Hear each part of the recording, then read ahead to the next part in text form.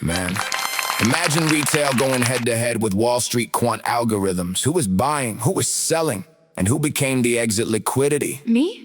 I was just following the market. Exactly. Retail gets emotional, reads the headlines, follows YouTubers, buys because everybody else is buying. Wall Street algorithms, no emotion, no fear, no greed, just data.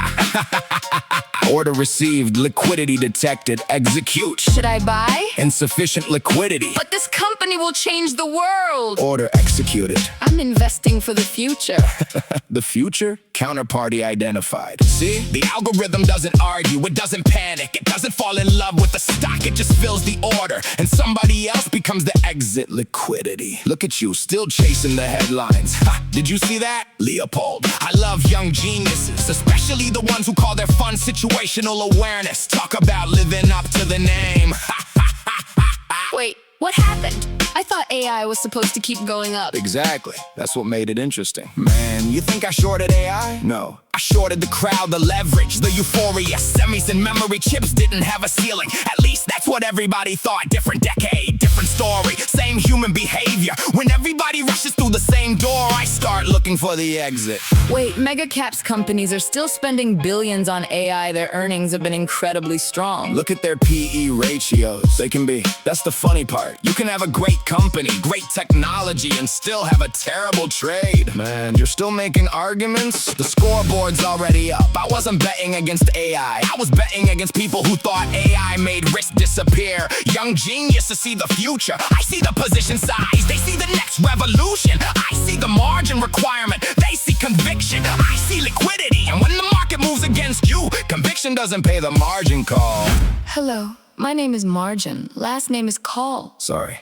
Your collateral is insufficient. See? She doesn't care about your thesis. She doesn't care about your IQ. She just wants her money. So you were waiting for people to get forced out? I was waiting for leverage to make the decision for them.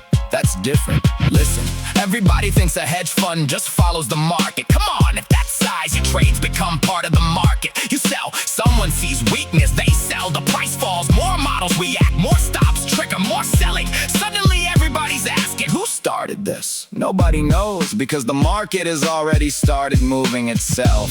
So you're saying the big players don't just react? Exactly. Sometimes they push, sometimes they get pushed, and sometimes they become the push. You call it arrogance? Nah, I call it experience. I love young geniuses. Let them dream, let them leverage, let them tell me this time is different. Because when the music stops, I don't ask who had the best thesis. I ask who still has the cash. That's the right question. Thank you. Finally, someone understands me. And Leopold, he wasn't wrong about AI. He was wrong about how much pain his leverage could survive. That's not the same thing. Yo, the market fell. I called it. You can laugh, you can hate the short, but don't confuse being bullish with being immune to a margin call. The thesis can survive. The position can't. That's the difference. So, who actually won?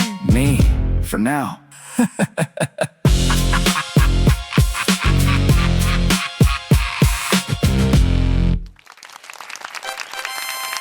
Yo, hold on. You got one thing right. The market fell. Congratulations. Take your victory lap. Enjoy it. But don't confuse a correction with the funeral. You keep saying you shorted AI. No, you shorted the crowd. Good trade. Maybe even a great trade, but you still haven't answered the bigger question. What happens after the crowd gets liquidated? Because that's where your victory lap gets interesting. Interesting? I just told you the position got crushed. Exactly. The position got crushed. Not the technology, not the industry, not the long-term thesis. The leverage broke, the thesis didn't. Exactly. That's the part Doomer keeps skipping. Situational awareness ran out of situational awareness. That's hilarious. I'll give you that. But that's a joke about leverage. It's not a obituary for AI. Leverage is the whole game when you're forced to sell. For that position? Yes. For the entire market? No. That's the difference. You saw a forced seller. Somebody else saw a discount. You saw the exit door. They saw the entry. Who? Citadel. While everybody was screaming crash, they were looking at the portfolio. While you were celebrating liquidation, they were looking at valuation. While weak hands were selling, somebody with stronger hands was buying. That's not the death of a thesis, that's a transfer. Or maybe they just bought the bag. Maybe that's what makes markets interesting. But if the technology is worthless, why buy it at all? That's the question you don't want to answer. So who was right?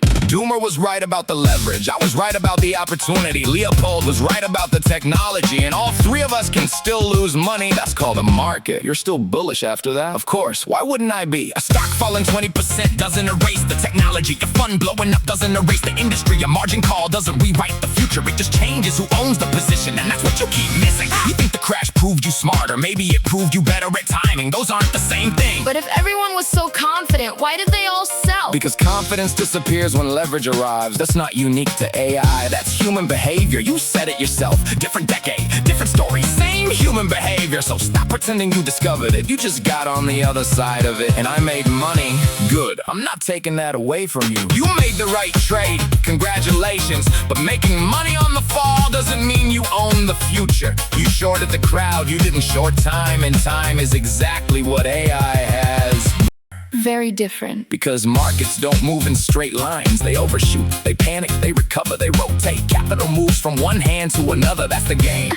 And sometimes the ball rolls straight into a wall. Sure, but you keep forgetting who built the wall. Everyone did. You pushed, I pushed, Leopold pushed, Citadel pushed, retail pushed, algorithm pushed. Everybody puts pressure on the same ball. Then the ball moves and everybody points at the guy standing closest to it. So nobody actually controls the market? Nobody controls all of it. Everybody influences part of it. That's why your victory lap is premature.